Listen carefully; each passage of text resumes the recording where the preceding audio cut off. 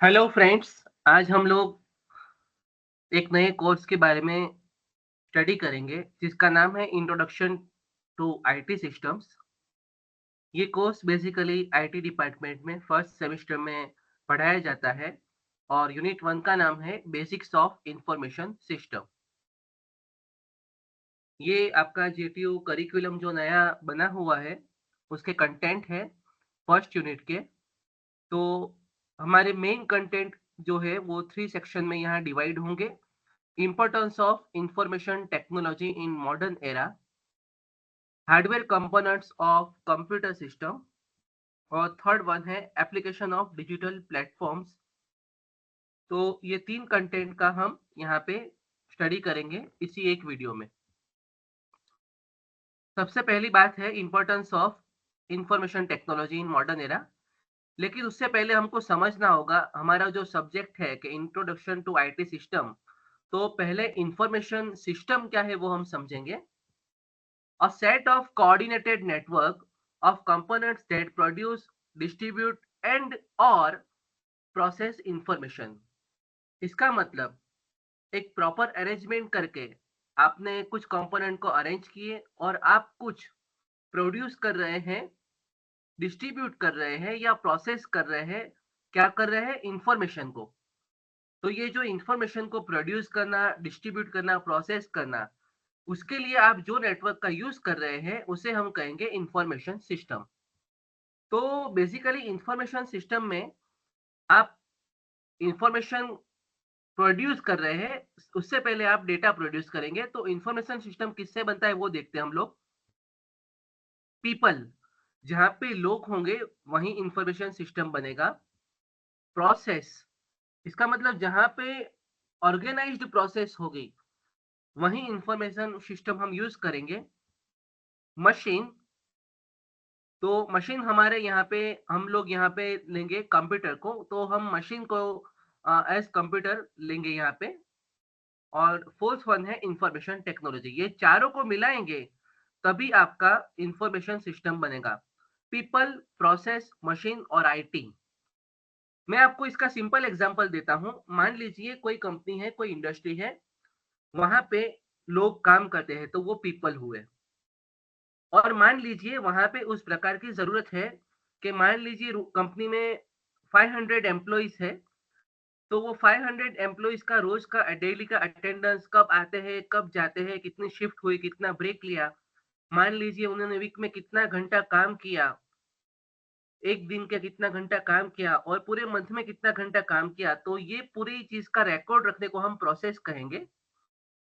और ये प्रोसेस के बाद में हो जाएगा कि मशीन। तो ये सारी चीजों के लिए हम कंप्यूटर सिस्टम का यूज करेंगे। तो दैट इज मशीन। और यूज करेंगे कंप्यूटर का, लेकिन उसमें कंप्यूटर में जो हमारा सॉफ्टवेयर है तो वो क्या होगा? वो आईटी होगा, इंफॉर्मेशन टेक्नोलॉजी होगा। तो ये चारों को मिलाएंगे तब इंफॉर्मेशन सिस्टम बनेगा। ये मैंने आपको सिंपल एग्जांपल दिया जो रूटीन लाइफ में यूज होता है, सबसे इजी एग्जांपल है। लेकिन आप अभी किसी भी इंडस्ट्री को देख लीजिए, किसी भी अ, आप स्कूल को देख लीजिए, अपनी अपनी डिजिटल लाइब्रेरी को देख लीजिए, तो हर जगह इंफॉर्मेशन सिस्टम कहीं ना कहीं यूज हो रहा है और हम उसके अच्छे खासे यूजर हैं। तो इंफॉर्मेशन सिस्टम हमने समझ लिया कि पीपल, प्रोसेस, मशीन और आईटी से बनता है। तो अब क्वेश्चन ये आता है कि आईटी, इंफॉर्मेशन टेक्नोलॉजी किससे बनता है? तो basically it is a subset of information system. Subset का मतलब है, जैसे कि मान लीजिए इंडिया में गुजरात आया हुआ है तो वो सबसेट हुआ। तो इसी प्रकार आईटी है वो इंफॉर्मेशन सिस्टम का एक छोटा सा हिस्सा है। तो आईटी हमारा सबसेट है इंफॉर्मेशन सिस्टम का। तो आईटी क्या करता है? क्रिएट करता है, प्रोसेस करता है, स्टोर करता है, रिट्राइव करता है, एक्सचेंज करता है। लेकिन किस चीज को एक्सचेंज करता है? तो कि डेटा। ये सारे डेटा इलेक्ट्रॉनिक्स फॉर्म में होता है। तो वो इंफॉर्मेशन को और डेटा को क्रिएट करता है। डेटा से इंफॉर्मेशन बनती है दोस्तों। तो क्रिएट होती है, डेटा प्रोसेस होता है, डेटा स्टोर होता है, डेटा रिट्राइव होता है। मान लीजिए आपके पेरेंट्स आपके कॉलेज में आए और पूछा कि मेरा लड़का है वो आपके कोर्स में कैसा पढ़ रहा है, तो आप निकालोगे क्लास टेस्ट का रिकॉर्ड, तो वो रिट्राइव करना हुआ कि आपका डेटा रिट्राइव होगा, तो दैट इज़ रिट्राइव। एक्सचेंज माने का आप कुछ डेटा अपग्रेड कर रहे हैं, आपका कोई टेस्ट पे कम मार्क्स आया, फैकल्टी कहते हैं आपको दूसरा चांस देंगे, तो वो एक्सचेंज हुआ। डेटा एक्सचेंज, आप एक इंफॉर्मेशन जैसे कि आप कोई सॉफ्टवेयर इंस्टॉल करते हो, आप अपना मोबाइल नंबर डालोगे तभी वो आपको अलाउ करेगा, तो दैट इज़ डेटा एक्सचेंज। आपका डेटा गया, वो आपको सॉफ्टवेयर इंस्टॉल करते वक़्त पूछेंगे, आप अलाउ करोगे आपके कॉन्टैक्ट यहाँ पे आपके मोबाइल के, तो आप बोलोगे यस, आपकी फाइल मैनेजर अलाउ करोगे यस, आप सारा यस कहोगे तो डेटा एक्सचेंज है, आप उसका डेटा यूज़ कर रहे हो लेकिन बदले में अपना डेटा दे रहे हो। तो जो इंफॉर्मेशन टेक्नोलॉजी है वो डेटा को क्रिएट करता है, डेटा को प्रोसेस करता है, डेटा को स्टोर करता है, डेटा को रिट्राइव करता है और डेटा को एक्सचेंज करता है। तो बेसिकली हम कहेंगे इंफॉर्मेशन टेक्नोलॉजी किस चीज से बनता है? हार्डवेयर और सॉफ्टवेयर। अकेला सॉफ्टवेयर से हमारा आईटी नहीं बनेगा। अगर कंप्यूटर सिस्टम नहीं है तो हार्डवेयर का जो है, हार्डवेयर के बिना सॉफ्टवेयर काम नहीं करेगा। और मान लीजिए सिर्फ नॉट ओनली कंप्यूटर सिस्टम, आप काफ़ी सारी सप्लीमेंट्री में मैंने जैसे आगे के स्लाइड में कहा आपको कि आपको इंडस्ट्री में अटेंडेंस लेनी है तो आप कुछ भी पंच मशीन रखोगे, थंब मशीन रखोगे, बायोमेट्रिक कुछ भी रखोगे, रेटिना स्कैनर, आई स्कैनर रखोगे तो दैट मीन्स के आपको एडिशनल हार्डवेयर चाहिएगा तभी आप आईटी का एफिशिएंटली यूज़ कर पाओगे। तो जैसे कि आपका इंफॉर्मेशन सिस्टम किस चीज़ से बना हुआ है? पीपल, प्रोसेस, मशीन और आईटी। इसी प्रकार आपका इंफॉर्मेशन टेक्नोलॉजी है वो हार्डवेयर और सॉफ्टवेयर से बना हुआ है। आगे बढ़ते हैं। अभी हम यहाँ पे कुछ समराइज़ करेंगे जो आपको पता है लेकिन आपके सिलेबस का कंटेंट है इस वजह से मैं यहाँ पे समराइज़ कर रहा हूँ। आईटी से हम किस प्रकार यूज़ कर रहे हैं, किस प्रकार काम ले रहे हैं बिज़नेस में। अमेज़न, फ्लिपकार्ट, ओला, उबेर, जो आपके routine Zomato, Swiggy, that means business चल रहा है आईटी से। एजुकेशन, एजुकेशन आपका बायजूस ले लो, आकाश ले लो, ऑनलाइन क्लासेस आपके सारे ले लो, ऑनलाइन यूट्यूब एजुकेटर हमारे जो सारे हैं, तो that is education. Finance, phone पे, गूगल पे, आप जो भी सारा यूज़ करते हो, फाइनेंस आपका नेट बैंकिंग जो आप मोबाइल से यूज़ करते हो, दैट मीन्स फाइनेंस में भी अब आईटी पहुँच गया है। हेल्थ केयर, आपके रिपोर्ट जो होते हैं वो रिपोर्ट अब टेली मेडिकल पूरा चलता है, जो टेलीकम्युनिकेशन बेस पे चलता है। तो वो हेल्थ केयर पूरा आपका आईटी बेस पे चल रहा है। आपके रिपोर्ट और पेसमेकर जो होते हैं अवेलेबल होते हैं वो आपके हार्ट बीट के डेटा को डॉक्टर्स तक विदाउट एनी वायर्स आपको आपके डेटा वहाँ पे पहुँचते हैं, डॉक्टर आपको ऑब्जर्व करते हैं। तो that is health care, IT. Security, security हर तरह की सिक्योरिटी जैसे आप कुछ सिंपल ले लीजिए तो वहाँ पे जैसे मैंने कहा आपकी अटेंडेंस सिस्टम में आप बायोमेट्रिक यूज़ करोगे, रेटिना यूज़ करोगे, पंच मशीन, पंच कार्ड यूज़ करोगे और सिक्योरिटी माने कि आपका फ्लैट सिस्टम का जो सिक्योरिटी हो गया, वहाँ पे सॉफ्टवेयर रखते हैं कई सारे जगह आप देख लीजिए। तो आपको वहाँ पे स्कैन करके आपका डेटा फिल करना है। अगर आप जहाँ जाना चाहते हो वो मकान में आपको परमिशन मिलेगा तभी आपका आपके लिए दरवाज़ा ओपन होगा, अदरवाइज़ आपको अलाउ नहीं करेंगे। तो that is security. Communication, communication से तो हम काफ़ी अ, अवगत हैं, हमको पता है कि कम्युनिकेशन क्या चीज़ है। तो कम्युनिकेशन हम लोग डेटा भेजते हैं और डेटा लेते हैं, उसको कम्युनिकेशन कहेंगे यहाँ पे। एम्प्लॉयमेंट, जॉब प्लेस के लिए आप काफ़ी सारे ऑनलाइन प्लेटफ़ॉर्म्स हैं, आप अप्लाई करते हो, काफ़ी सारी कंपनीज़ आपके ऑनलाइन इंटरव्यूज़ कंडक्ट करती है, जो कई बार फॉरेन कंट्रीज़ से भी होते हैं। तो एम्प्लॉयमेंट के लिए आईटी का बहुत हेवी यूज़ हो रहा है। तो बेसिकली आप देखिए कि हम हर फ़ील्ड में आईटी का एफ़िशिएंट यूज़ करने जा रहे हैं और ये चीज़ बढ़ रही है, कम नहीं हो रही। ऐसा नहीं है कि चलो अभी कुछ है, बाद में कम हो जाएगा, नहीं। जैसे मान लीजिए बिज़नेस में अभी 5 प्लेयर है तो आने वाले 10 साल में 50 प्लेयर हो जाएँगे। एजुकेशन में इस प्रकार ही डेवलपमेंट हो रहा है। हर फ़ील्ड में आईटी का मैक्सिमम यूटिलाइज़ेशन करके लोग मार्केट को बढ़ा रहे हैं, जिससे रेवेन्यू जनरेट होता है और देश की तरक्की होती है। Benefits of IT, global access to business, कहीं पे एक गाँव में बंदा है, तो वो बंदा मान लीजिए कोई शॉप कर रहा है, तो अगर मान लीजिए कोई प्लेटफ़ॉर्म पे वो रख रहा है सेलिंग के लिए, तो वो अगर उसका प्रॉपर मान लीजिए कि एक एरिया के बाहर, मान लीजिए गुजरात का कोई बंदा है, वो गुजरात में पाटन का पटोला होता है, तो वो आपको ऑनलाइन अगर कोई मान लीजिए पाटन से कोई रख रहा है, तो वहाँ पे फॉरेन क्लाइंट्स भी उसको मिलेंगे। गुजरात के बाहर सिर्फ नहीं, इंडिया में नहीं, फॉरेन क्लाइंट भी उसको मिल जाएँगे। इसका मतलब ग्लोबल एक्सेस टू बिज़नेस हो जाएगा आपका। Increasing demand in employment. तो एम्प्लॉयमेंट में ऐसा एक्चुअली एक ये बात होती है कि एआई और कंप्यूटर से हमारी एम्प्लॉयमेंट कम होगी, लेकिन ऐसा नहीं है। आपको उससे उसको सीखना है जिसकी वजह से आपकी एम्प्लॉयमेंट के चांसेस बढ़ेंगे। तो इस वजह से जैसा कि एक मान लीजिए एक प्रोग्रामिंग किसी ने बनाया है, तो वो प्रोग्रामिंग ज़रूरी नहीं कि that is the only way to create that programming. आप उससे ईज़ी प्रोग्रामिंग, उससे यूज़र फ्रेंडली प्रोग्रामिंग, उससे कम कम टाइम लेने वाला प्रोग्रामिंग बना के आप उससे भी आगे बढ़ सकते हो। इसका मतलब एक डिमांड बढ़ती है एम्प्लॉयमेंट में। एनरिच्ड टीचिंग लर्निंग प्रोसेस, जैसे कि अभी हम देख रहे हैं कि ये क्लास में पढ़ाया था, कुछ बच्चे आए थे, कुछ नहीं आए थे। तो नहीं आने वाले बच्चे अगर ये थोड़ा रिफर करेंगे तो उनको पता चल जाएगा कंटेंट में सर ने क्या पढ़ाया है।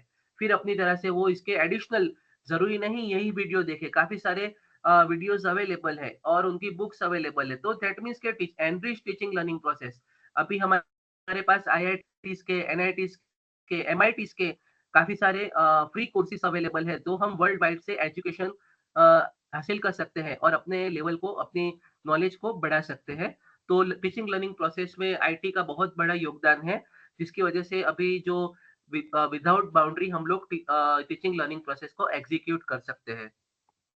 टेलीमेडिसिन, जैसे मैंने कहा हेल्थ केयर में के कई सारे मेरे फ्रेंड हैं तो जो यहाँ पे इंडिया में है, तो वो क्या करते हैं, कुछ एग्जाम होता है, जैसे मान लीजिए कि एक रेडियोलॉजिस्ट है, वो एक्सरे वगैरह आप जो कहते हैं वो रेडियोलॉजिस्ट डॉक्टर है, एमडी रेडियोलॉजिस्ट। तो वो लोग क्या करते हैं दोस्तों कि कई बार इंडिया में स्टे होता है उनका और रिपोर्ट वहाँ से आती है और रिपोर्ट को कमेंट करके, क्योंकि बेसिकली रिपोर्ट और आपका जो भी प्रोसेस हुआ, मान लीजिए सीटी स्कैन हुआ, एमआरआई हुआ, लेकिन उसका जो जनरेटेड डेटा है उसको एनालिसिस करके उसका रिपोर्ट बनाते हैं, तो वो रिपोर्ट जो प्रिपरेशन होता है वो यहाँ बैठे वो कर सकते हैं, तो वो टेलीमेडिसिन है। काफ़ी सारे डॉक्टर ऑनलाइन कंसल्ट करते हैं, क्योंकि आप मान लीजिए ट्रैवलिंग करके पेशेंट की ऐसी कंडीशन नहीं है कि वो बाहर जा सकता है, अदर सिटी या अदर स्टेट में जा सकता है। तो टेलीमेडिसिन से हेल्थ केयर में बहुत ही एडवांसमेंट आ गया है, आपको बढ़िया से बढ़िया डॉक्टर का अपॉइंटमेंट मिल सकता है। तो ये बेनिफिट है आईटी का। ग्लोबल मार्केट, जैसे मैंने फर्स्ट में बताया कि एक गाँव का बंदा नेशनल और इंटरनेशनल लेवल पे अपने प्रोडक्ट को सेल कर सकता है।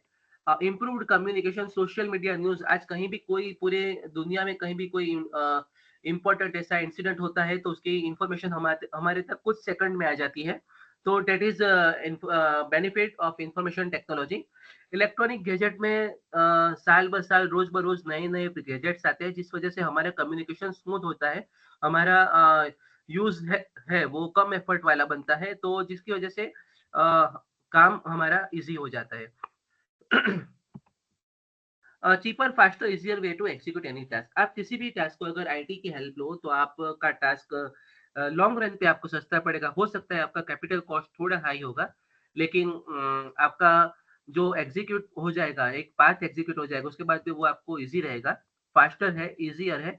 तो आईटी है, तो आपका सारे जो routine day to day task है, वो आपके ईज़ी हो सकते हैं।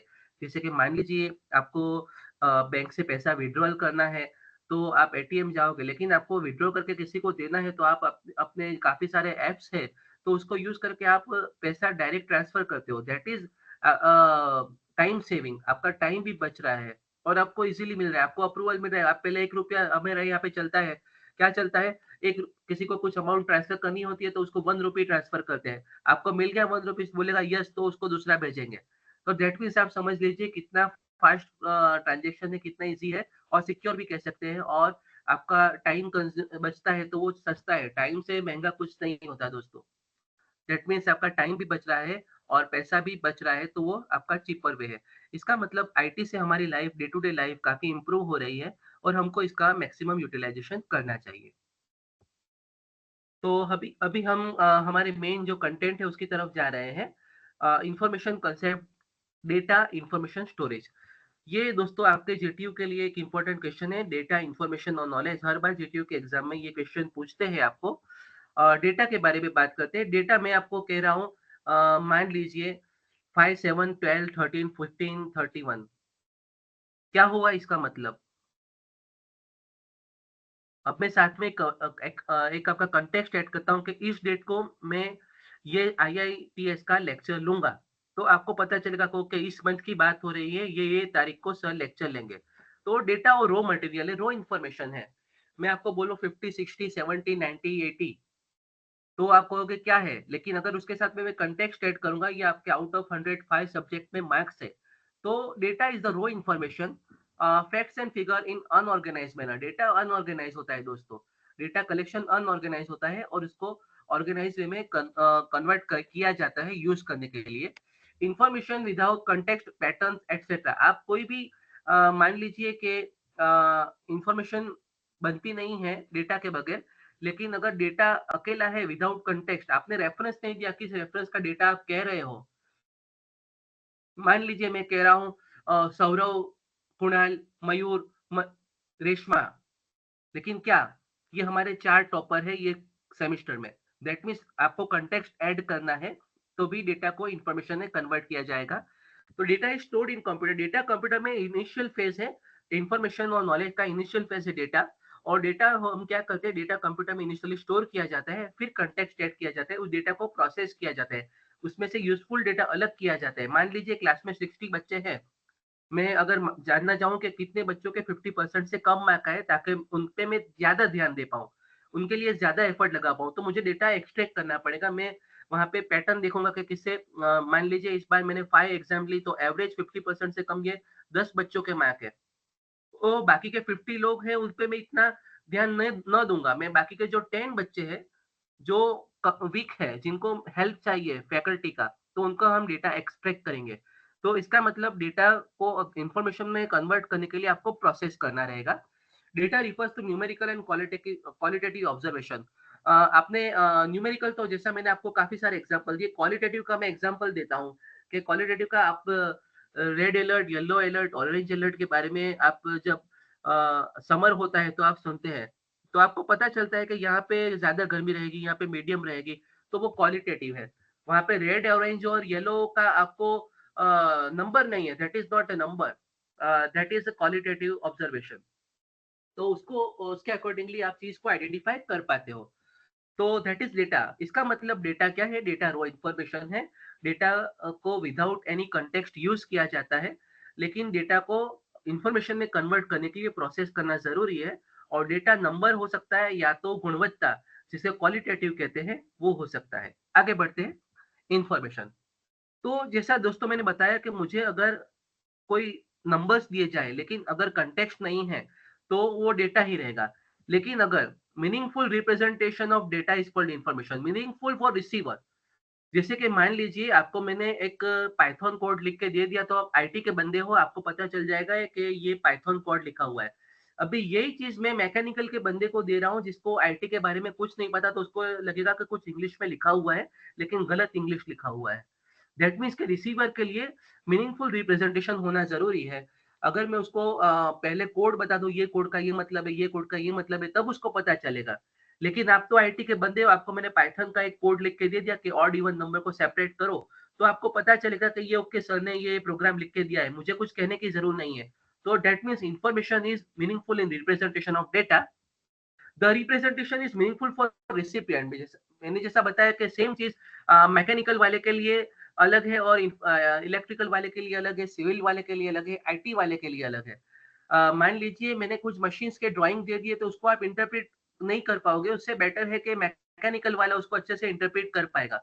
तो रिसिपिएंट के लिए डेटा मीनिंगफुल होना चाहिए, तभी वो उसको समझ पाएगा। हाँ, लेकिन अगर सीएनसी मशीन है, उसका कोडिंग है, तो वो आप ज़्यादा समझ पाओगे कि सीएनसी मशीन काम कैसे करता है, तो वो कोडिंग आप डेवलप करोगे।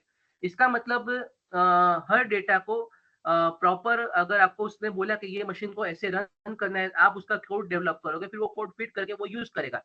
तो इसका मतलब डेटा को प्रोसेस किया जाता है, उसको मीनिंगफुल इन्फॉर्मेशन में कन्वर्ट किया जाता है। तो वो कन्वर्ट करते हैं तो डेटा को प्रोसेस किया जाता है, ऑर्गेनाइज़ किया जाता है। काफ़ी जो डेटा होते हैं, जो मीनिंगफुल नहीं होते, जो आउट ऑफ द रेंज होते हैं, उसको निकाल दिया जाता है। जैसे कि मैं कह दूँ आपको कि आपके कॉलेज में वर्किंग डेज़ कितने हैं, तो आप बोलोगे मंडे टू फ्राइडे, आप सैटरडे, संडे निकाल दोगे। तो दैट मीन्स कि आपको जितना ज़रूरी है उतना ही डेटा आपका में टाइम टेबल जब हम लोग देते हैं यूनिवर्सिटी से, तो मंडे टू फ्राइडे का टाइम टेबल देते हैं। अगर एक्स्ट्रा लेक्चर है तो वो सैटरडे को रखते हैं, तो भी आपको पता है। इसका मतलब मंडे टू सैटरडे आप नहीं लिख रहे हो, आप ल लिख रहे हो मंडे टू फ्राइडे, तो वो आपको टाइम टेबल होगा, दैट इज़ इन्फॉर्मेशन। मैं आपको सिंपल बोल दूँ फिज़िक्स, केमिस्ट्री, बायोलॉजी, आईआईटीएस, तो वो आपको सिर्फ़ लगेगा कि ओके सर कुछ सब्जेक्ट के नाम ले रहे हैं। लेकिन वही वही चीज़ मैं अगर टेबुलर फॉर्म में दे दूँ, तो that is information about weekly time table, आपका शेड्यूल कैसा रहेगा। तो meaningful representation of data is called information. तो इन्फॉर्मेशन के बारे में पता चल गया। नॉलेज अभी मैंने आपको सब पता है, डेटा हो गया, इन्फॉर्मेशन हो गया। लेकिन आपको पता है, आपको पता चल जाएगा कि ओके वीक में हमारे 2 लेक्चर आते हैं, एक मंडे को सेकंड लेक्चर आता है, एक ट्यूसडे को थर्ड लेक्चर आता है। ओके, तो दैट इज़ इन नॉलेज, और आप उसका यूज़ करोगे, चलो ओके आज ये सर नहीं है तो ये सर के लेक्चर ये ले लेंगे, तो दैट इज़ नॉलेज। आपको पता है कि ये लेक्चर में यहाँ क्लास में बैठना है, आईआईटीएस के लेक्चर में यहाँ बैठना है, आईआईटीएस के लैब में यहाँ बैठना है, दैट इज़ नॉलेज। आपको कहना नहीं पड़ता कि you have to sit in this class for this lecture, this आपको मिल गया इन्फॉर्मेशन। इन्फॉर्मेशन में शेड्यूल है, शेड्यूल में आपके क्लासरूम के नंबर के साथ में आपका पूरा सब्जेक्ट का नाम, फैकल्टी का नाम सारा लिखा हुआ है। तो information combined with experience, context, insight, intuition and interpretation.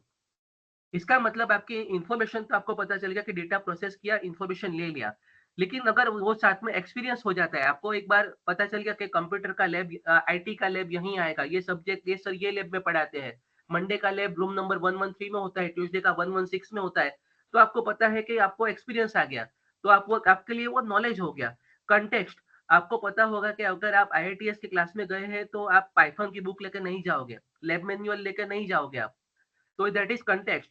Inside, आपको पता है क्या लिखना है। मैं अगर यहाँ पे आपको कुछ कह रहा हूँ कि आप ये प्रोसेस कीजिए, मान लीजिए आपका आपके कंप्यूटर सिस्टम का कॉन्फ़िगरेशन ढूँढिए, तो आपको उसके इनसाइड के लिए प्रोसेस पता है। इंट्यूशन, कई बार आपका अंदाजा भी होता है कि ओके ये चीज़ में ये आंसर आएगा, तो वो इंट्यूशन से आपको बार-बार कोई चीज़ रिपीट होती है तो इंट्यूशन आ जाता है कि ओके ये चीज़ सही है। इंटरप्रिटेशन, आपको सिंगल लाइन लिख के दिया, उसका मतलब आप कैसे निकालते हो, दैट इज़ इंटरप्रिटेशन। तो information combined with experience, context, insight, intuition and interpretation is called knowledge। तो ये नॉलेज होता है, और नॉलेज होता है semantic level derived from information विया प्रोसेस। तो दैट मीन्स कि आपका इंफॉर्मेशन से एक प्रॉपर प्रोसेस के तहत आप नॉलेज डेवलप करते हो। एक्सपीरियंस के साथ आता है, समय लगता है, और बाद में वो इंफॉर्मेशन नॉलेज में कन्वर्ट हो जाती है। तो इसका एक पिरामिड आता है, वो आपको याद रखना है। सबसे बेस में है डेटा। अगर डेटा नहीं है तो इन्फॉर्मेशन भी नहीं होगा और नॉलेज भी नहीं होगा। तो data actually facts and figure in unorganised way, जो अनऑर्गेनाइज्ड वे में है वो आपका डेटा है। और डेटा को थोड़ा-सा ऑर्गेनाइज़ करो, रिसीवर के लिए आप इसके लिए यूज़फुल बनाओ, तो कॉन्टेक्सचुअलाइज़, उसको कॉन्टेक्स्ट दे दो, कैटेगराइज़ कर दो, तो इन्फॉर्मेशन में कन्वर्ट होगा। तो ये छोटा हो जाएगा। That means it has more weightage than data. Information का वेटेज ज़्यादा है। और इससे अगर हायर है तो नॉलेज, तो information combined with experience and insight, आपके साथ आपको धीमे-धीमे आपको 2 दिन, 4 दिन, 2 वीक, 1 मंथ, 2 मंथ, 3 मंथ, आपको पूरे सेमेस्टर का सारा पैटर्न हर सब्जेक्ट का आइडिया आ जाएगा, तो आपका नॉलेज हो जाएगा। तो दोस्तों इससे आगे भी एक है छोटा सेक्शन, लेकिन मैं यहाँ पे वो डिस्कस नहीं करूँगा, क्योंकि आपके सिलेबस में ये 3 टॉपिक ही दिए हुए हैं। उससे आगे का जो लेवल है वो यहाँ पे नहीं है, तो ये पिरामिड को हम डेटा, नॉलेज और इन्फॉर्मेशन ही कहेंगे। इससे ज़्यादा इसको कुछ नहीं कहेंगे। Data, information and knowledge. तो ये आपको एग्ज़ाम में जीटीयू में बार-बार पूछते हैं, आपको आना चाहिए। अभी एक सबसे ईज़ी टॉपिक है, आप स्कूल में भी कंप्यूटर यूज़ किए हो, तो आपको पता होना चाहिए कि कंप्यूटर में हार्डवेयर क्या होता है, लेकिन आपके सिलेबस का पार्ट है, that's why I will cover all this. तो components of information system, hardware, software, database, human resource, procedure. इसका मतलब कि इंफॉर्मेशन सिस्टम जो आपकी होती है उसके कंपोनेंट्स कौन से होते हैं। इंफॉर्मेशन सिस्टम मैंने जैसा कहा आपको कि पीपल, प्रोसेस, मशीन और आईटी 4 से बनता है इंफॉर्मेशन सिस्टम। तो हार्डवेयर चाहिए, उसके लिए सॉफ्टवेयर चाहिए, डेटाबेस। अगर 500 आपके एम्प्लॉय काम कर रहे हैं, कोई इंडस्ट्री में बंदे काम कर रहे हैं, तो 500 बंदों का डेटा चाहिएगा आपको, थंब डेटा चाहिएगा। तो या फिर बायोमेट्रिक डेटा चाहिएगा, या फिर उनका रेटिना डेटा चाहिएगा, तो डेटाबेस आपके पास होना ज़रूरी है। कौन-सा बंदा किस स्केल में काम कर रहा है, अगर आपका पे स्लिप आपको जनरेट करना है, तो वो आपको वो चाहिएगा, जिसके अकॉर्डिंगली आप उसका मंथ के एंड में कैलकुलेशन करके सैलरी जनरेट कर पाओ, सैलरी बिल जनरेट कर पाओ। तो that is database. Human resource जैसे आपके बंदे काम कर रहे हैं, दैट इज़ ह्यूमन रिसोर्स, बहुत बड़ा सेक्टर है और काफ़ी ग्रोथ है उसमें। और प्रोसीजर, हर चीज़ के लिए प्रोसीजर होता है। जैसे आपका ऑफिस टाइम है, यहाँ पे हम लोग कॉलेज में आते हैं 10:30 से 6:10 हमारा कॉलेज चल रहा है। तो आपको प्रोसीजर पता है कौन से लेक्चर में कहाँ बैठना है, कहाँ लैब में जाना है, दैट इज़ प्रोसीजर। आपको 10:30 बजे आना है, दैट इज़ प्रोसीजर। आना है, कौन सी लैब में आना है, कब आना है, क्या लेके आना है, वो भी आपको पता है। कौन सी लैब में किस प्रकार प्रिकॉशन रखने हैं, वो भी आपको पता है। तो इन्फॉर्मेशन सिस्टम ये सारी चीज़ों से बनते हैं, क्योंकि इन्फॉर्मेशन सिस्टम हमने वापस बोल रहा हूँ मैं, पीपल, प्रोसेस, मशीन और आईटी। तो ये पाँचों चीज़ों को मिलाएँगे तो वो पीपल भी दिख जाएगा, ये हो गई, प्रोसेस भी हो गई, मशीन हो गया, हार्डवेयर, सॉफ्टवेयर और आईटी भी हो गया। हार्डवेयर, सॉफ्टवेयर और डेटाबेस ये तीनों मिला के आपका मशीन और आईटी हो गया। तो आप समझ सकते हैं, तो ये कंपोनेंट को हम यहाँ पे डिस्क्राइब करेंगे, डिटेल में देखेंगे। हार्डवेयर में हमारे माइक्रो कंप्यूटर्स जो कैलकुलेशन के लिए छोटे कंप्यूटर यूज़ होते हैं, मिनी कंप्यूटर्स, तो बेसिकली मेन फ्रेम्स भी कहा जाता है कई बार इनको।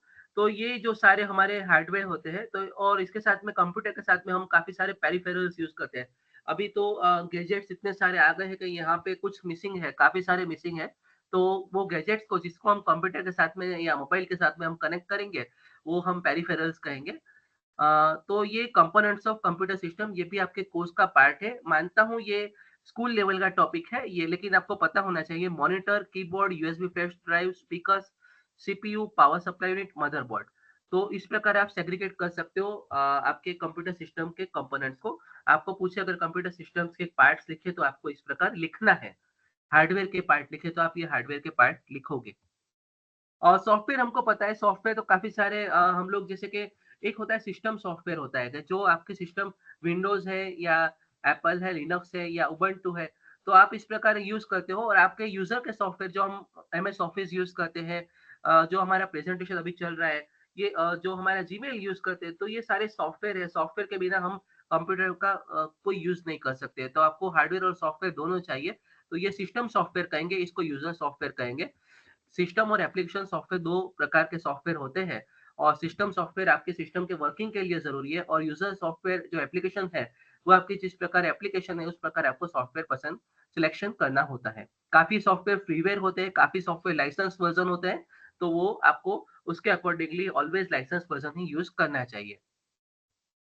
डेटाबेस की दोस्तों बात करें तो organize collection of interrelated data, जैसे मैंने आपको बताया कि एक कंपनी है वहाँ पे 500 एम्प्लॉइज काम कर रहे हैं, तो कौन सा बंदा किस शिफ्ट में काम करेगा, कौन सा बंदा कौन से स्केल में है, कौन से डेजिग्नेशन में, कितने बजे का रिपोर्टिंग टाइम है, कितने बजे वो कंपनी छोड़ कर जाएगा, उसको कितने घंटे का ब्रेक अलाउ है, तो दैट इज कॉल्ड डेटाबेस।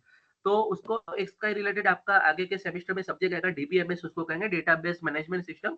तो आप उससे बेहतर ये सिर्फ आपके लिए इंट्रोडक्टरी है, इससे बेहतर आप आगे समझ पाओगे। मल्टीपल एप्लीकेशन है डेटाबेस के, डेटाबेस आपके पास डेटा आ गया तो आप किंग हो। आज के मार्केट में डेटा इज मनी, ऐसा कहते हैं। तो मल्टीपल एप्लीकेशन हो सकता है डेटा का। कम्युनिकेशन नेटवर्क, अभी हमारा कम्युनिकेशन वायर्ड होता है या वायरलेस भी हो सकता है। लॉन्ग डिस्टेंस पे डेटा ट्रांसमिशन के लिए यूज होता है। इंफॉर्मेशन डेटा बेसिकली इंफॉर्मेशन है, तो इंफॉर्मेशन ट्रांसमिशन के लिए कम्युनिकेशन नेटवर्क यूज होता है। तो वो कुछ प्रकार के होते हैं। लैन, लोकल एरिया नेटवर्क, जो हमारा यहाँ पे पूरे कॉलेज में कंप्यूटर सिस्टम लैन से कनेक्टेड है। दूसरा है मैन, तो मेट्रोपॉलिटन एरिया नेटवर्क। तो मैन को, जिसका मतलब यूनिवर्सिटी कैंपस, रेसिडेंशियल एरिया, सारा जो हमारा मान लीजिए हमारी जो कंपनी है, मान लीजिए हमारे यहाँ पे ये बीएसएनएल का पूरा नेटवर्क है, तो ये इस प्रकार फैला हुआ है, तो इसको हम मैन कहेंगे, मेट्रोपॉलिटन एरिया नेटवर्क। और लास्ट वन है वाइड एरिया नेटवर्क। तो ये दोस्तों ये थोड़ा लार्ज कंसेप्ट है। मान लीजिए फॉर एग्जांपल पूरे इंडिया में जितने पावर प्लांट है, वो पावर प्लांट कौन सा पावर प्लांट कितना पावर जनरेट कर रहा है, कहाँ कितना यूज हो रहा है, तो वो पूरी सिस्टम का सुपरविजन वाइड एरिया नेटवर्क से रखा जाता है। वाम्स कहते हैं उसको, वाइड एरिया मेजरमेंट सिस्टम। तो ये वाइड एरिया नेटवर्क बहुत ही लार्ज है। ये लोकल एरिया नेटवर्क जो हमारे कॉलेज में हम लोग यूज करते हैं, ये हमारा सिटी एरिया नेटवर्क है। और ये हमारा वाइड एरिया नेटवर्क है, जो या तो स्टेट या तो फिर पूरी कंट्री को कवर कर सकता है। तो दीज आर कम्युनिकेशन नेटवर्क्स। जरूरी नहीं हर बार ये वायर्ड नेटवर्क हो, कई बार वायरलेस नेटवर्क भी हो सकता है, तो हमको पता ये होना चाहिए। लैन, मैन और वैन तीनों कम्युनिकेशन नेटवर्क आपको समझने होंगे। तीनों के बारे में आपको पता होना चाहिए। ह्यूमन रिसोर्स तो बंदों के बिना तो कोई दुनिया में कोई काम नहीं कर पाएगा। मान लीजिए 100% सिर्फ रोबोट्स ही हो तो काम कौन करेगा? तो प्रोफेशनल हमारे जो है हम आईटी सिस्टम के बारे में बात करेंगे, तो डेवलपमेंट और मेंटेनेंस मैनेजर्स या आपके मैनेजर्स जो डेवलप करते हैं प्रोग्राम, जो मेंटेनेंस करते हैं, सिस्टम एनालिस्ट है, प्रोग्रामर्स है, ऑपरेटर्स है, तो कोडर्स जो कहेंगे, तो ये सारे ह्यूमन रिसोर्स है। इनके एब्सेंस में आपका कोई भी काम नहीं होगा। ये सारे एब्सेंट है तो आपका आईटी सिस्टम कोलैप्स हो जाएगा। तो ह्यूमन रिसोर्स के बिना काम नहीं होगा।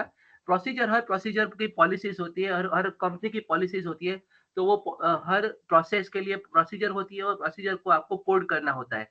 तो available in form of user manuals, जैसे कि हम मान लीजिए मोबाइल भी लाते हैं, तो मोबाइल के साथ में आपको यूज़र मैनुअल दिया होता है, ऑपरेटर मैनुअल दिया होता है और सारे डॉक्यूमेंट्स दिए होते हैं जिसमें प्रोसीजर लिखी हुई होती है। एक्चुअली क्या होता है, हमको प्रोसीजर काफ़ी सारा पता होता है क्योंकि हम ऑब्ज़र्व करते हैं।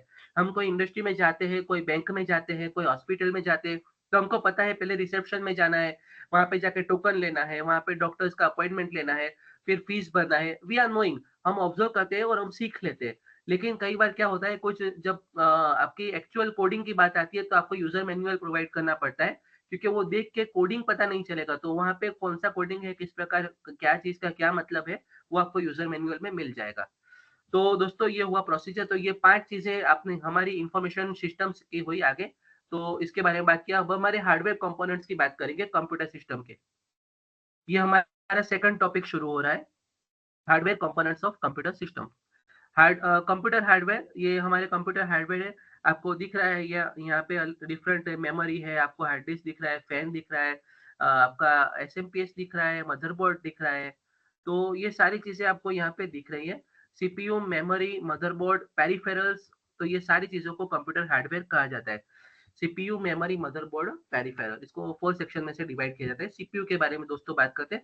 ये बेसिकली कंप्यूटर का ब्रेन है और कंप्यूटर की सारी प्रोसेस, सेंट्रल प्रोसेसिंग यूनिट ऐसा कहेंगे इसको। Process information and runs the program, arithmetic and logical सारे प्रोग्राम यहाँ पे एग्जीक्यूट होते हैं, रन होते हैं।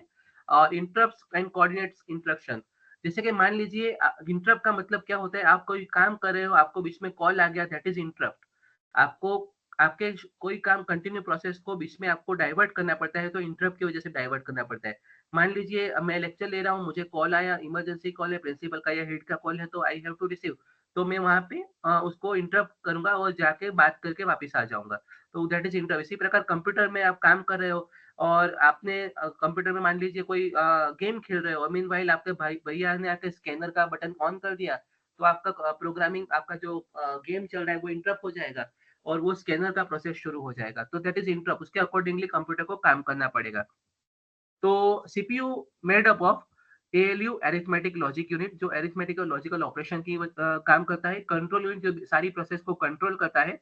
मेमोरी यूनिट जो आपकी मेमोरी है, जो 2 प्रकार की मेमोरी होती है, उसके बारे में थोड़ी देर के बाद में आगे हम लोग तीनों के बारे में डिटेल में पढ़ेंगे। तो देखते हैं आगे। सीपीयू की ये डायग्राम कुछ देख लेते हैं। तो मान लीजिए ये बॉक्स है, तो बेसिकली क्या करता है सीपीयू को, उसको इनपुट मिलना चाहिए।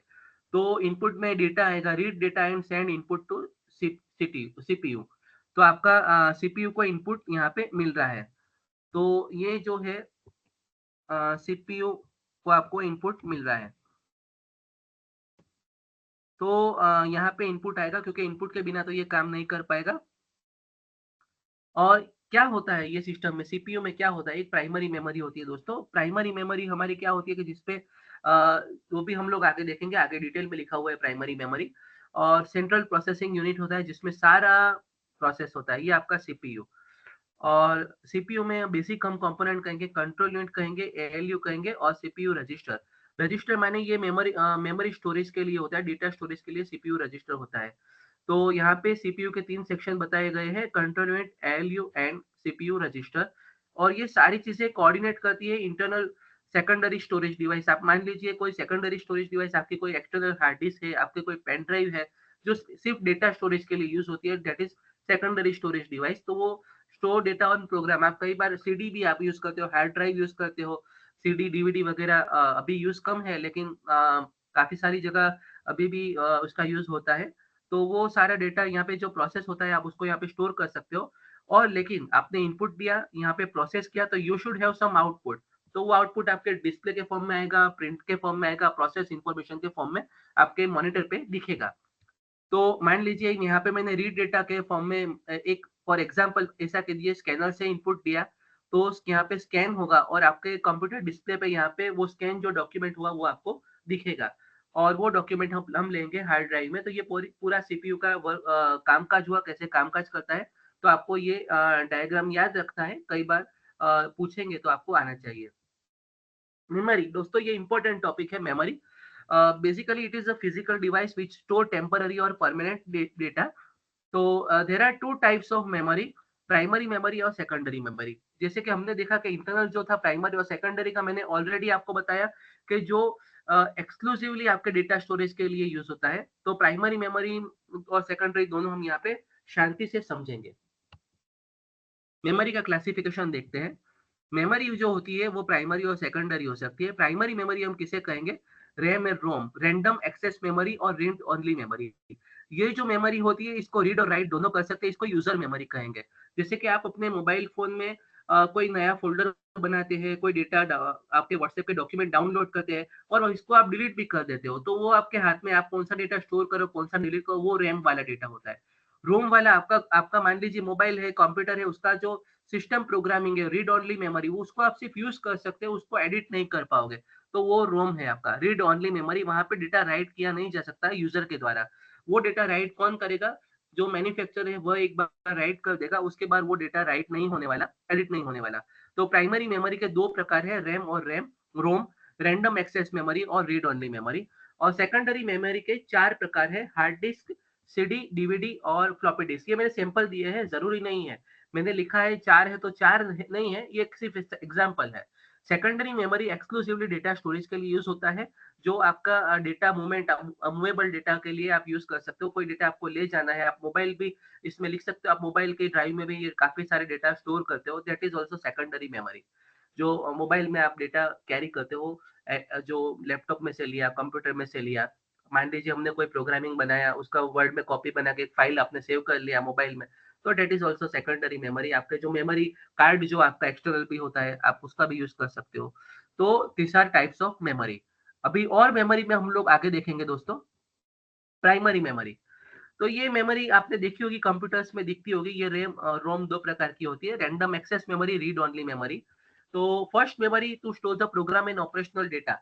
आपके सिस्टम का प्रोग्राम है वो स्टोर होता है, और ऑपरेशन का जो आप करते हो, इसका मतलब आपने कोई वर्ड फाइल बनाई, कोई एक्सेल बनाई, वो सारी फाइल ऑपरेशनल डेटा कहेंगे, तो वो उसको हम स्टोर कर सकते हैं। तो ये बेसिकली सेमीकंडक्टिंग मेमोरी है। सेमीकंडक्टर, सिलिकॉन और जर्मेनियम का पूरा एक एरिया है जिसको सेमीकंडक्टिंग एरिया कहा जाता है। तो वो सेमीकंडक्टर टेक्नोलॉजी में काफ़ी सारा डेवलपमेंट है, जिसकी वजह से आप सर्वाइव कर पा रहे हो और हम सर्वाइव कर पा रहे हैं, क्योंकि इलेक्ट्रॉनिक्स जो आप सुन रहे हो, इलेक्ट्रॉनिक्स, वो इलेक्ट्रॉनिक्स सारा सेमीकंडक्टिंग मटेरियल पे टिका हुआ है। तो सेमीकंडक्टिंग मेमोरी भी डेवलप मार्केट में मिलती है, और इसके बारे में हम और देखेंगे अभी। स्टेट उसका रैम का दो प्रकार है, स्टैटिक रैम और डायनेमिक रैम। तो ये स्टैटिक और डायनेमिक रैम क्या है, इसके बारे में आपको डिफरेंस पूछेंगे एग्जाम में, तो आपको आना चाहिए। तो आप हम देखते हैं स्टैटिक रैम क्या है, डायनेमिक रैम क्या है।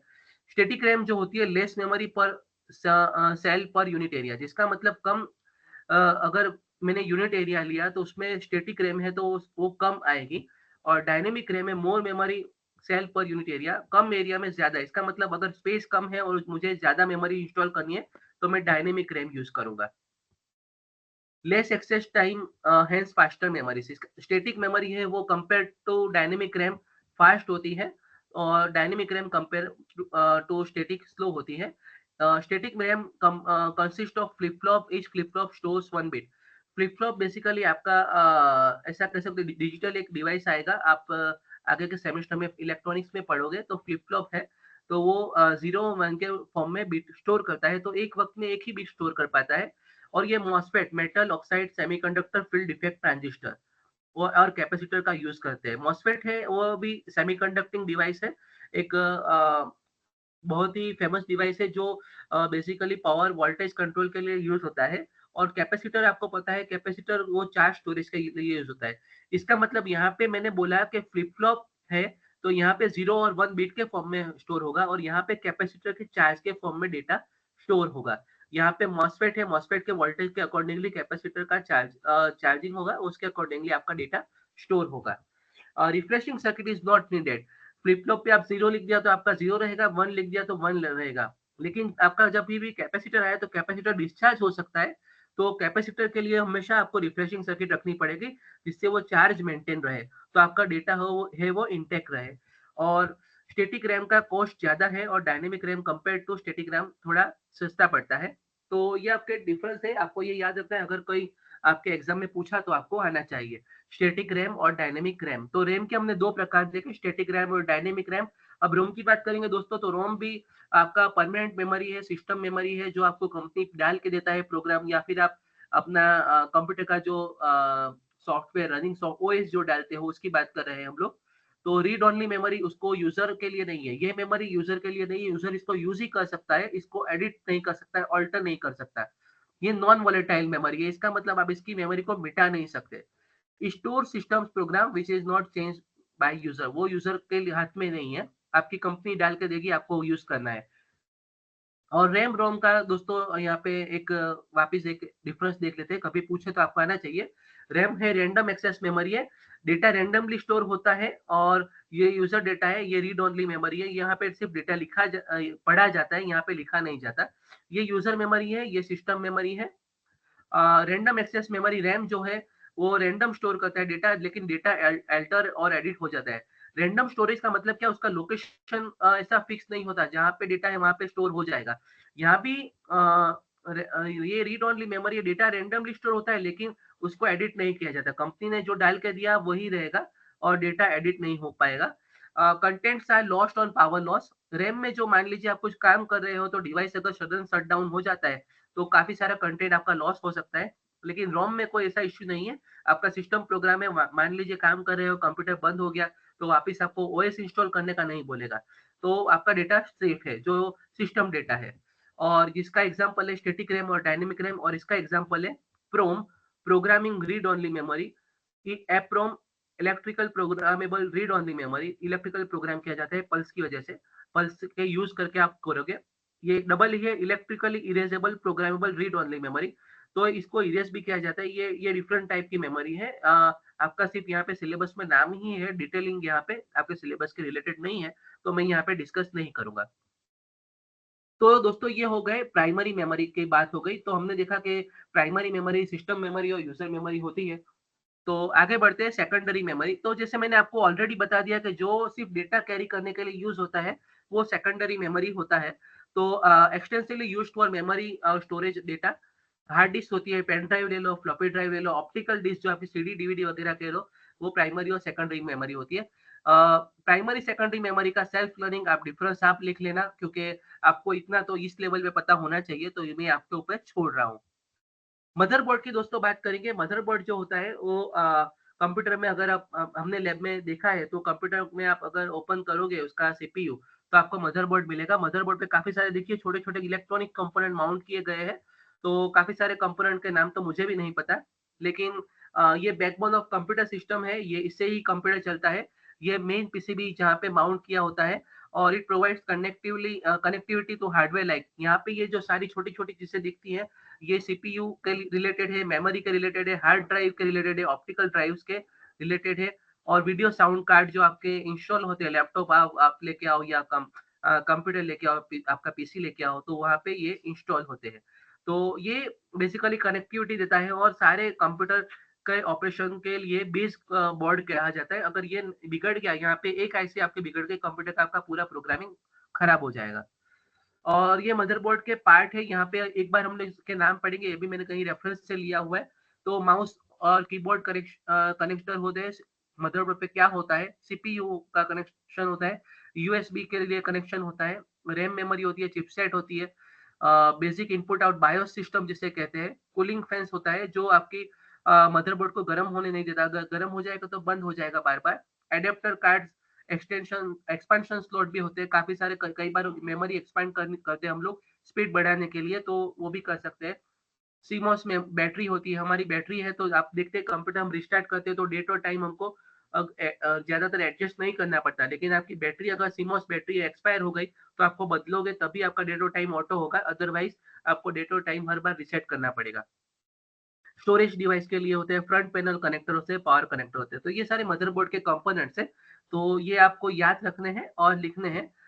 एक बार नाम बोल जाता हूँ। Mouse and keyboard connection, USB, CPU, RAM memory, chipset, BIOS, cooling fans, adapter cards and expansion slots, storage device, CMOS battery, front panel connectors and power connector. तो ये मदरबोर्ड हुआ दोस्तों। पेरिफेरल्स के बारे में तो कुछ कहा नहीं जाता, अनलिमिटेड पेरिफेरल्स है। तो बेसिकली 3 टाइप्स ऑफ पेरिफेरल्स होती है, इनपुट पेरिफेरल्स, आउटपुट पेरिफेरल, या फिर दोनों तरह से काम करते हैं। तो देखते हैं, यहाँ पे मैंने डिटेलिंग नहीं किया हुआ है, लेकिन सिर्फ इमेज है, हम लोग डिस्कस करेंगे। आपका माउस होता है, वो भी पेरिफेरल है। माउस वायर्ड माउस होता है, वायरलेस माउस भी होता है, तो वो पेरिफेरल है। माउस इनपुट डिवाइस है या आउटपुट डिवाइस, वो आप डिसाइड करो। मैं यहाँ पे बोलूंगा, आपको डिसाइड करना है मन में कि कौन सा इनपुट डिवाइस है, कौन सा आउटपुट डिवाइस है, और कौन सा दोनों तरह से काम करेगा। कीबोर्ड है, कीबोर्ड आपका दोनों कीबोर्ड आते हैं, वायरलेस कीबोर्ड भी आता है, वायर्ड कीबोर्ड भी आता है। आपका टच पैड है, जो आपके लैपटॉप पे आपको मोस्टली देखने मिल जाएगा। टच पैड यूज करते हैं हम लोग। आपका स्पीकर है, स्पीकर आपका इनपुट है या आउटपुट डिवाइस, वो आपको डिसाइड करना है। स्कैनर है, इनपुट डिवाइस या आउटपुट डिवाइस, वो भी आपको डिसाइड करना है। ये मॉनिटर जो हमारा कन्वेंशनल मॉनिटर है, वायर्ड मॉनिटर, तो आपको डिसाइड करना है ये इनपुट डिवाइस है या आउटपुट डिवाइस है। ये भी टच पैड है, तो मान लीजिए ये भी मॉनिटर कह सकते हैं आप, टच स्क्रीन मॉनिटर। तो दोनों में से कौन सा इनपुट डिवाइस है, कौन सा आउटपुट डिवाइस, ये आपको पता होना चाहिए। आपके ये जैसे यहाँ पे आप प्रोसेस नहीं कर पाओगे, यहाँ से मॉनिटर से इनपुट नहीं दे पाओगे। जो हमारा नॉर्मल हमारी लेबोरेटरी में कंप्यूटर्स है, तो आप ये ऑपरेट नहीं कर पाओगे यहाँ से। तो ये सिर्फ आउटपुट डिवाइस होगा, और ये आउटपुट डिवाइस भी कह सकते हो, इसको इनपुट डिवाइस भी कह सकते हो। यहाँ पे आपको आउटपुट दिखेगा भी और आप यहाँ से इनपुट भी दे पाओगे। तो ये सारे डिवाइस में से यही डिवाइस ऐसी है कि जो आपका दोनों तरह से काम कर रहा है। आपका माइक्रोफोन ले लो या आपका प्रिंटर ले लो, तो ये सारे पेरिफेरल्स है दोस्तों, ये लिमिटेड है। मैंने सारे यहाँ पे बताए नहीं है, काफी सारे पेरिफेरल्स हम लोग यूज करते हैं रूटीन लाइफ में, तो वो पेरिफेरल से ही आपका कंप्यूटर सिस्टम चलता है। पावर सप्लाई आपको पता है कि आपको पावर, कंप्यूटर को पावर देता है। कंप्यूटर में कई बार पावर कट ऑफ होता है, तो टेम्पररी डेटा स्टोरेज के लिए भी काम करता है वो। तो बेसिकली वो क्या करता है, कंप्यूटर में जो मदरबोर्ड होता है, उसमें हर आईसी का, हर इलेक्ट्रॉनिक कंपोनेंट का डिफरेंट वर्किंग वोल्टेज होता है। तो ये उसके अकॉर्डिंगली वोल्टेज जनरेट करके आपको देता है और वो वोल्टेज मेंटेन करता है। इसको कई बार एसएमपीएस भी कहा जाता है। तो एसएमपीएस है स्विच मोड पावर सप्लाई। ये एक्सटर्नल पोर्ट्स हैं, ये देखिए सारे पोर्ट्स का यहाँ पे सैंपल दिया हुआ है। तो इसी प्रकार काफ़ी सारे पोर्ट्स आपको सीपीयू में मिल जाते हैं। तो यहाँ पे जैसा आपका कनेक्टर है, RJ45 है या RS232 है, तो आप उसके अकॉर्डिंगली ये आपका एचडीएमआई केबल है, कौन-सा केबल है, यूएसबी पोर्ट है, तो आप उसके अकॉर्डिंगली यह कनेक्शन कर पाते हो, दैट इज़ पोर्ट्स। और ये कूलिंग फैन है, इसके बारे में आपको पता है कि आपका सीपीयू गरम नहीं होना चाहिए। आपके एडिशनल जो कार्ड आते हैं, वो भी आपको पता है। तो वो भी हम यहाँ पे कनेक्ट करते हैं। तो ये आपको आपके पेरिफेरल्स भी या कंप्यूटर कंपोनेंट्स में आप इसको ले सकते हैं। और ये अब अभी हमारा लास्ट टॉपिक है आज के लिए, applications of various digital internet platform. तो दोस्तों, अभी जैसे मैंने शुरू में बताया, हमारा जो कह सकते हैं कि हम लोग आईटी सिस्टम से बिल्कुल घिरे हुए हैं। हमारे आस-पास आईटी सिस्टम है। हम 24 घंटे में से 12 घंटे आईटी का यूज़ करते हैं। तो डिजिटल प्लेटफ़ॉर्म जो गवर्नमेंट हमारा इनिशिएटिव लेती है, तो भीम हमको पता है फाइनेंशियल ट्रांज़ैक्शन के लिए होता है। डिजिलॉकर जो गवर्नमेंट का सिस्टम है, तो वहाँ पे क्या होता है डिजिलॉकर में कि आप अपने डॉक्यूमेंट अपलोड कर पाते हो और अपलोड करके आप उसको कहीं भी बताओगे तो वो वैलिड गिनेगा। डिजिटल गुजरात एक पूरा जैसे डिजिटल इंडिया का पार्ट है। हमारे जो विज़न है हमारी गवर्नमेंट का, जो कह रही है कि पूरा डिजिटलाइज़ करना है, तो उसके अकॉर्डिंगली हर स्टेट में डिजिटल प्लेटफ़ॉर्म चलता है, तो हमारे गुजरात में भी चलता है। तो यहाँ पे समराइज़ करने के लिए हम लोग एक काम करते हैं, यहाँ पे एक तीनों प्लेटफ़ॉर्म की व्यूज़ है वो एक बार देख लेते हैं। एक ये भीम देख लेते हैं। तो देखिए भीम आपका इंस्टेंट मनी ट्रांसफर ऐप है। तो ये बेसिकली कंप्यूटर ऐप है। आप फ़ोन पे, गूगल पे यूज़ करते हो, इसी प्रकार भीम ऐप में भी आप ट्रांसफर कर सकते हो। सेफ आपका मनी ट्रांज़ैक्शन होता है। बहुत ज़्यादा इसमें हम आगे डिटेल नहीं करने वाले, क्योंकि आपको पता है, राइट? कि कैसे काम करता है और आप लोग इसके अच्छे यूज़र हो। दूसरा है डिजिलॉकर की बात यहाँ पे मैंने की, तो देखिए डिजिलॉकर के बारे में हम बात करेंगे। डिजी लॉकर एक हमारा डिजिटल लॉकर है। तो गवर्नमेंट में की काफ़ी सारी एजेंसी है जो डिजी लॉकर के डॉक्यूमेंट को वैलिड गिनती है। आप अगर मान लीजिए आपका आधार कार्ड इधर डालो, तो आपका आधार कार्ड वो वैलिड गिनेंगे और वहाँ पे वेरीफाई कर किया हुआ आएगा, तो आपको डिजी लॉकर में से डेटा मिलेगा और डिजी लॉकर का डेटा आप किसी को बताओगे तो वो वैलिड गिनेगा सॉफ्ट कॉपी में, ठीक है? देखिए यहाँ पे 314 मिलियंस इसके रजिस्टर्ड यूज़र्स है, तो और 7.7 बिलियन इश्यूड डॉक्यूमेंट है, ठीक है? तो स्टैटिस्टिक आप देखिए इसका मतलब देखिए 314 मिलियन लोग हमारे कंट्री में डिजी लॉकर के रजिस्टर यूज़र है। आप लोगों को मैं एनकरेज करता हूँ कि आप लोग भी डिजी लॉकर का यूज़ कीजिए और अब हमारी लैब में जब नेक्स्ट बार आइए तो आप लोग डिजी लॉकर में अपना अकाउंट क्रिएट करके आइए। और इसके बाद एक डिजिटल गुजरात का एक प्लेटफ़ॉर्म देख लेते हैं। डिजिटल गुजरात जैसे डिजिटल इंडिया का एक पार्ट है हमारे देश के जो विज़न है जो डिजिटल इंडिया का उसके उसका एक पार्ट कहेंगे तो गवर्नमेंट ऑफ गुजरात का है और यहाँ पे देखिए सर्विसेज में हम देखेंगे तो देखिए आप यहाँ पे addition of name on ration card, widow certificate, domicile certificate, birth से आप कहाँ पे senior citizen certificate, SCBC certificate, religious minority certificate, देखिए डेनोफाइड कास्ट सर्टिफिकेट। इसका मतलब देखिए आप सारी चीज़ें यहाँ पे दिख रही है। ये देखिए कौन-सी सर्विसेज़ सबको दे रही है। स्कॉलरशिप का हमारा पोर्टल है। हमारी कॉलेज में आपको पता है स्कॉलरशिप जो होता है वो ऑनलाइन प्रोसेस होता है। जो गवर्नमेंट के काफ़ी सारी स्कॉलरशिप एक ही जगह की होती है। तो ये सारी चीज़ें आप समझ सकते हो। देखिए आईटीआई ट्रेनिंग के लिए स्टाइपेंड का यहाँ पे पोर्टल आ गया। इसका मतलब देखिए ये डेवलप हो रहा है, दिन-ब-दिन बढ़ रहा है। तो ये चीज़ें आपको पता होनी चाहिए। तो ये जो आईटी है, वो हमारी लाइफ ईज़ी बनाने के लिए है। तो हमको पता होना चाहिए कि इसका हम बहुत सेंसिबल यूज़ करें और आप लोग आईटी के स्टूडेंट हो तो आपको पता होना चाहिए कि आपका रोल कंट्री के ग्रोथ में बहुत ही इम्पोर्टेंट है। तो आई होप आप लोग अच्छे से काम करोगे। Thank you and keep learning. ये फर्स्ट चैप्टर हमने यहाँ पे खत्म किया। आगे सेकंड चैप्टर में मिलेंगे। Thank you.